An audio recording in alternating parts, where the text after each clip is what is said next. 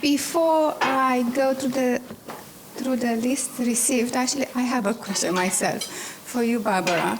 I'm really impressed with the Arctic project, and I think many people will be interested as well. Would you be able to give us more information when it starts, more details? I think it's quite amazing. Yeah, sure. So we're part of it. So the owner is JAMSTEC, so it's the Japanese Agency for Marine Earth Science and Technology, long name, short, JAMSTEC. So basically, they are the owners of the project. So MOL is involved with them as the future operator of the vessel and also on the construction supervisor. So the construction of the vessel started on 2021 and be expected to be finished by November 2026. So this will measure all the biodiversity in the Arctic, biodiversity, so any changes, any type of change on the area, on temperatures and everything. So we're expecting to be online by 2026. And actually, there are a few questions, quite a lot about this. One more on this project. What would you say is the main objective of this project? If you will put it in one sentence, what would you say? I would say that it'd be track all the climate change on the Arctic and biodiversity. How's the climate change having an impact on Arctic? Wow, amazing, and all the best. I have a question for Dr. Kashkarov. It's currently, what capacity do the tanks you've been developing hold? So the tanks that you've been testing, what are the capacity? The volumetric capacity, perhaps. The largest at the moment we are about to test are of 41 liter and 350 bar. And we are looking at 240 liter, which are to be produced in Belgium, and another, fingers crossed, to be produced and tested in a project to be also in Belgium. Hopefully this will work, and in terms of project, not in terms of technology. And the capacity is 1.87 cubic meters of 70 megapascal, so that's a massive cylinder, which in fact we are looking to be tested and validated for a marine vessel. Hopefully this will happen. And actually there was a question about that, how safe is to be used. So what will be the process to get the technology validated to use it on the board of the ship? The process first of all, it has to undergo the verification process, through the UN Global Technical Regulation. So it has to undergo all the qualification tests, including the fire tests. So there's a number of tests for materials, chemical tests and things like that there. Also, there's a number of tests for the vessels themselves, including drop test, cycling, chemical test, fire test.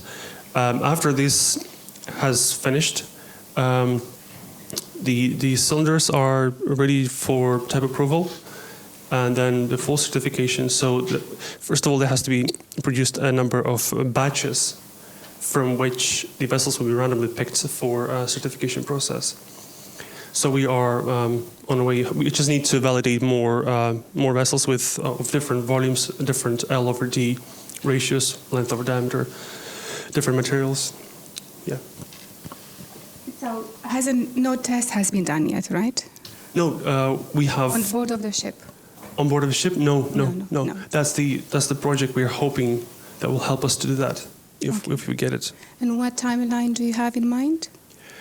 We will have this decision announced this summer, in July. This month?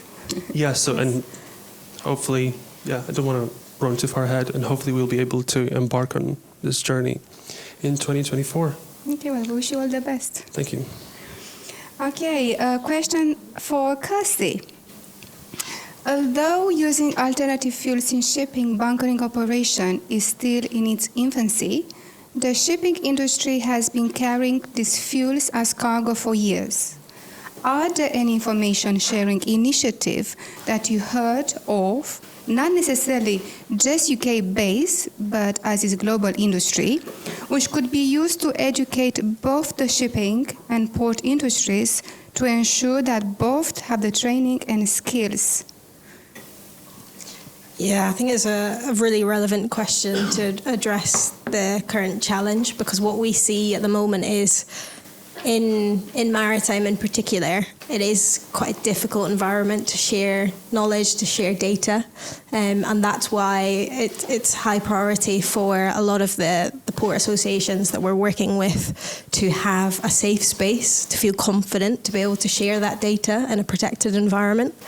There's a couple of sort of early mover port groups that we work with. I know that Portsmouth Port are one of the members, and Aberdeen have expressed interest as well.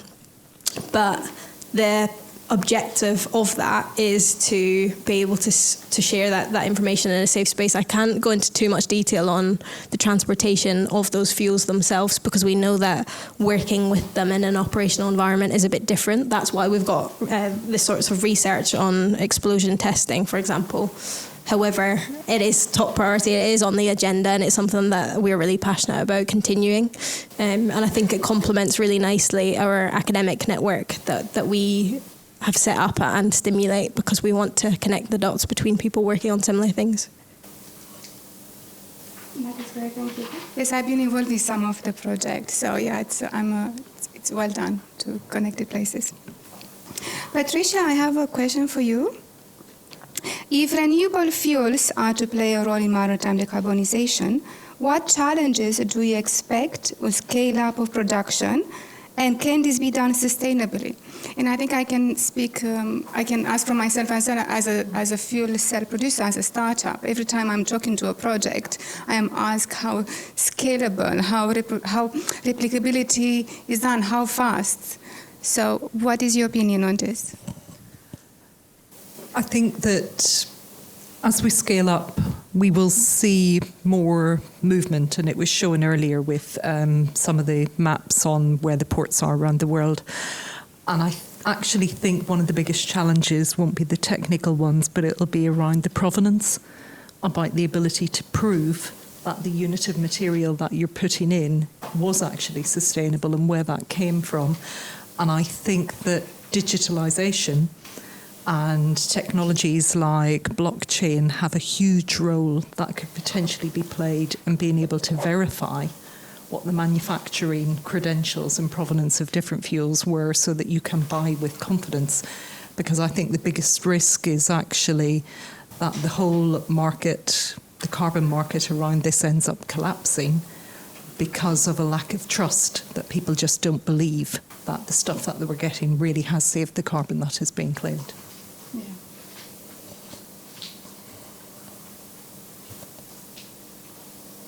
I have a question for Barbara. MOL Sustainable Finance Framework discloses a group strategy for achieving net zero by 2050. How has such disclosure impacted the group's ability to access the finance needed to start the transition? Thanks. I think that's a very good question.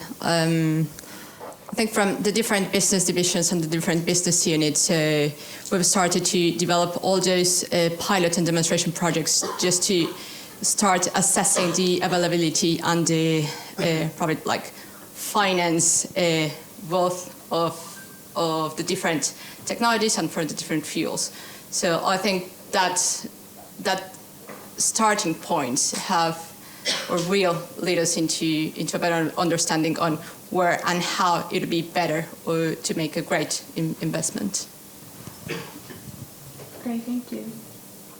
I have a question for all the panel.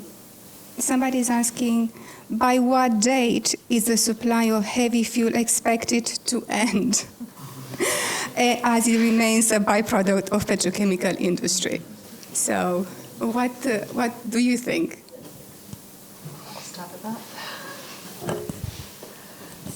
So I think the last commitment we had from government was that they were going to phase out the sale of diesel cars by 2030.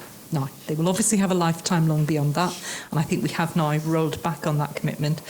But if we assume that cars which are running, and cars are the most of what comes out of the petrochemical fuel sector, if we assume that that's going to be phasing out by sometime around 2035 and the lifetime of those, that means by the time we get to 2050, we aren't going to have that many vehicles on the road, which we need anyway, that are actually running on fungible hydrocarbons.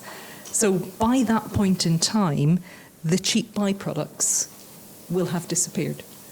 And if we look at the construction times and the R&D times around manufacture of alternative vessels, that doesn't actually leave a huge amount of leeway, because that's sort of 25 years. And if you look at, I'm guessing, I'm not an expert on maritime ship construction, but I'm guessing it's sort of 8 to 10 years minimum.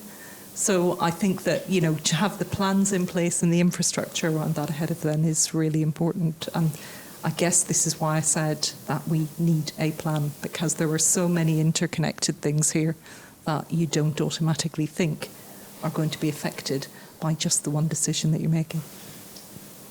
Yeah, and I think it was very interesting with the first session, right, when Dr. Ioannis was talking about from a ship owner perspective, how the freight rate versus the green loans versus everything with the decisions.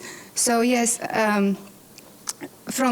if I may give my opinion as well, because I am shipping, we all saying, the heavy fuel oil, because we're talking about heavy fuel oils, I think, in terms of the bunkering of the vessel. I mean, it's never going to run away like we all think it is going to be, but we don't know, because there's going to be so much time and still so many uncertainties and so many things we're not certain yet. So I think one of the analysis was that even by the time we have the regulation, there will be still ships in use using the old conventional fuel. So do you have any opinion on this topic? If I can just add to what you said, I think it will naturally come to a speed up on the regulatory side of things as well, because I've been hearing for the last 5 years from someone in hydrogen community that the Earth will run out of fossil fuels within the next 100 years. So there should be, in 100 years, so there should be solutions in place. And maybe if we talk about alternative fuels, obviously, LOHC, ammonia, hydrogen, or hydrogen being a product of ammonia, carriage and cracking of ammonia and stuff like that. But yeah, just a small remark on my side. Great, thank you. Barbara, do you have any comment? Yeah, so I think it'd be, of course, there's a transition into new fuels, into adopting new fuels. So it's not that by tomorrow or in the next 25 years, as mentioned, there won't be any use of fossil fuels. So it will take longer time to keep policies in place, to start making all the infrastructure related and really needed to develop all these new fuels, from the bunkering side, from the management side as well, on the risk side, and also to kind of, for everyone, I don't know, imports, the personal imports, to adopt those type of technology and those types of safety and risk understand. So I think it will be a couple of years ahead now until we can see that. I would just like to add a reinforcement of the point around the life cycle of vessels and the life cycle of assets, just because it's already quite a cost challenge in switching to the alternative fuels available, but pair that together with replacing an asset before the end of its life cycle, it becomes an unviable option. And that's where we need to make it the case in 20 years or so that the most cost-effective and viable option is swinging in the other direction. Otherwise, it won't be viable for certain people to go against the current fuel options available. Okay, thank you. And I think we're talking about LCA. Patricia, you're an expert in LCA, right? You're talking in your presentation earlier.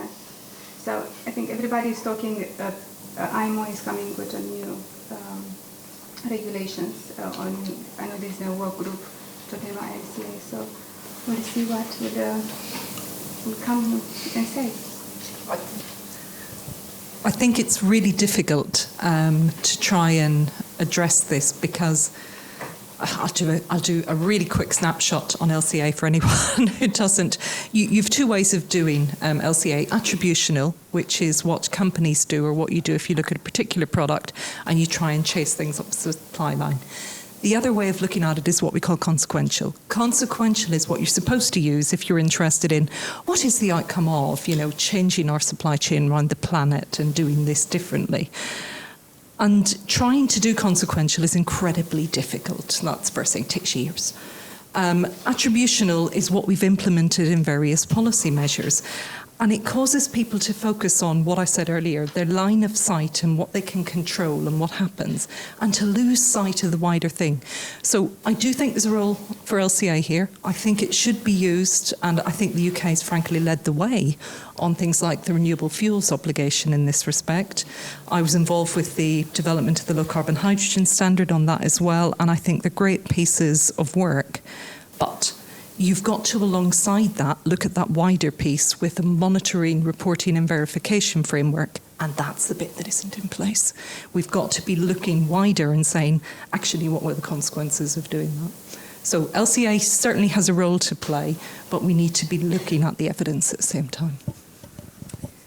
Great, thank you so much. So I think we're coming to the end, but before we close, do you have one last comment from each one of you about the topic and how you see the maritime, the innovation, future things, or something you wish to see?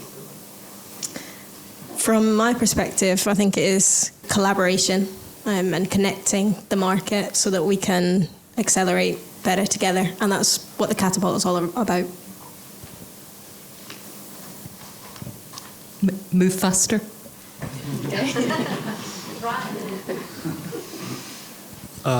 Patricia, I support your statement, yes, especially IMO and development of or improvement of existing RCS for maritime sector. Things like IGF code, for instance. Yeah, maybe it's my wishful thinking, but it has to be done sooner than later. I think from my side it would be increased development and collaboration of the whole supply chain, not just from fuels perspective, but just the whole supply chain would be ideal. Well, thank you so much to all of you. It's been a pleasure to be here with you. And big of applause.